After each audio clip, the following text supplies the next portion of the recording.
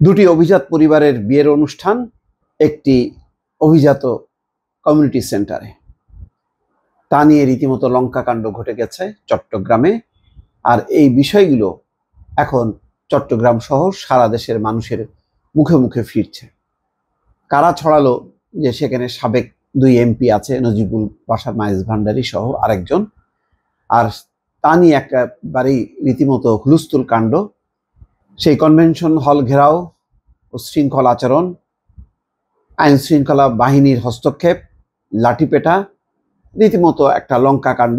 গভীর রাত পর্যন্ত সেই ঘটনা ঘটেছে। শেষ পর্যন্ত বিয়ের আনুষ্ঠানিকতা পণ্ড হয়েছে, কিন্তু কোনো রকমে বিয়ের বিষয়টি, অর্থাৎ বিয়ের বরের কাছে কনেকে তুলে দেয়া বা বর কনের সম্মিলন, সেই ঘটনাটি ঘটেছে। কিন্তু কেন এই ঘটনা ঘটলো তা নিয়ে একটা রীতিমতো ঝড় উঠেছে এবং মানুষের মুখে মুখে ফিরছে। এখানে বলা হচ্ছে, প্রথম আলো দেখলাম যে এটা নিয়ে একটা আলাদা রিপোর্ট করেছে, যে বিয়ের আসরে আওয়ামী লীগের নেতাদের উপস্থিতির খবরে বিক্ষোভ ও হট্টগোলের ঘটনা ঘটে গতকাল রাতে চট্টগ্রামের টাইগার পাস এলাকার নেভি কনভেনশন সেন্টারে। তার মানে নেভি মানে নৌবাহিনীর কনভেনশন সেন্টার, এটা একটা সামরিক কনভেনশন সেন্টার বলা যায়। সেখানে এই লঙ্কা কাণ্ড ঘটেছে। দুঃখজনক ঘটনাটা। আওয়ামী লীগের একজন নেতা আটক হয়েছেন, ফখরুল আনোয়ার চৌধুরী, কিন্তু সে সম্ভবত টার্গেট ছিল না। টার্গেট ছিল নজিবুল বাসার মাইজ ভান্ডারী এবং আরেকজন যে এমপি, মহিলা এমপি, তিনি। কিন্তু তারা আটক হননি বা তারা উপস্থিত হননি বলে সেখানে বলা হচ্ছে, অথবা তারা আসলেও হয়তো তারা গোপনে অন্য পথ দিয়ে স্থান ত্যাগ করেছে। চট্টগ্রাম নগরের টাইগার পাস এলাকায় অবস্থিত নেভি কনভেনশন সেন্টারে ছেলের বিয়ে উপলক্ষে আয়োজিত অনুষ্ঠান থেকে শনিবার রাতে আটক হন আওয়ামী লীগের নেতা ফখরুল আনোয়ার চৌধুরী।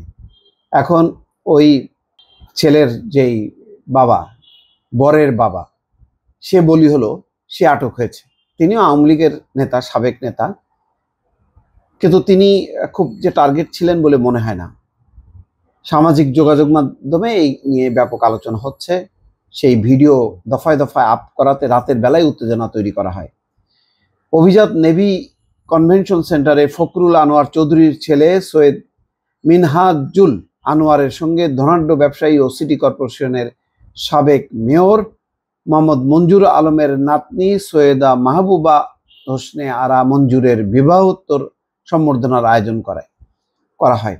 ওই মঞ্জুর আলম আবার একবার বিএনপি, একবার আওয়ামী লীগ, এরকম দুই ঘাটেই পা দিয়েছেন তিনি। এখন তিনি বয়োবৃদ্ধ, রাজনীতির সঙ্গে সম্ভবত তিনি নেই।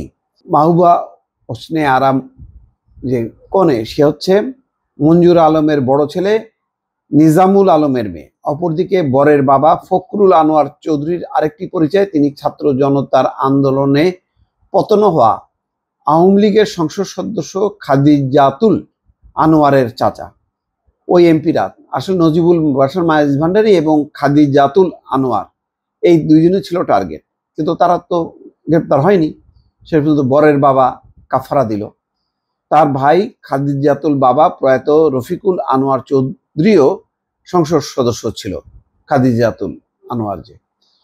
চট্টগ্রামের দুই প্রভাবশালী পরিবারের সন্তানদের বিয়ের অনুষ্ঠান ঘিরে বর্ণাঢ্য আয়োজনের কমতি ছিল না। তবে কনভেনশন সেন্টারের সামনে জনতার বিক্ষোভ, লাঠিপেটা, এরপর ফখরুল আনোয়ার চৌধুরীর আটকের ঘটনা বিয়ের আনন্দ উচ্ছ্বাসকে একেবারেই মাটি করে দেয়। মূলত বরের গাড়ি বহরে সাবেক এক সংসদ সদস্যের গাড়ি থাকার কারণে এই পরিস্থিতির তৈরি হয়েছে বলে জানা গেছে। প্রত্যক্ষদর্শীরা বলছে, বিক্ষোভকারী ও বিয়ের আয়োজকদের সঙ্গে কথা বলে জানা যায়, ঘটনার শুরু রাত 10:30টায়। খবর ছড়িয়ে পড়ে নেভি কনভেনশনে বিয়ের অনুষ্ঠানে উপস্থিত হয়েছেন সাবেক দুই এমপি নজিবুল বাসার মাইজ ভান্ডারী এবং খাদিজাতুল আনোয়ার। তো আওয়ামী লীগ সরকারের দুই এমপির উপস্থিতির খবর শুনে কনভেনশন সেন্টারে জড়ো হতে থাকেন বৈষম্য বিরোধী ছাত্র আন্দোলনের সমন্বয়ক ও কর্মীরা। রাত 11:15টায় তারা ঘেরাও করেন কনভেনশন সেন্টার। এই সময় সেখানে হাজির হয় আইন শৃঙ্খলা বাহিনীও। এমন পরিস্থিতির খবর সামাজিক যোগাযোগ মাধ্যমে, ফেসবুকে ছড়িয়ে পড়তে থাকে। একের পর এক ভিডিও দিতে থাকে সেখানে উপস্থিত থাকা লোকজন। একটি ভিডিওতে দেখা যায় আইন শৃঙ্খলা রক্ষাকারী বাহিনীর কয়েকজন সদস্য কনভেনশন সেন্টারের ভেতরে থাকা 3 থেকে 4 তরুণকে লাঠিপেটা করতে থাকেন। এই সময় কিল ঘুষিও দেন। এতে এক তরুণের পরনের পোশাক ছিঁড়ে যায়। তাদের টেনে হেঁচড়ে নিয়ে যেতে দেখা যায়। মারধরের শিকার ব্যক্তিরা বৈষম্য বিরোধী ছাত্র আন্দোলনের কর্মী বলে জানান কেন্দ্রীয় কমিটির সমন্বয়ক রাসেল আহমেদ।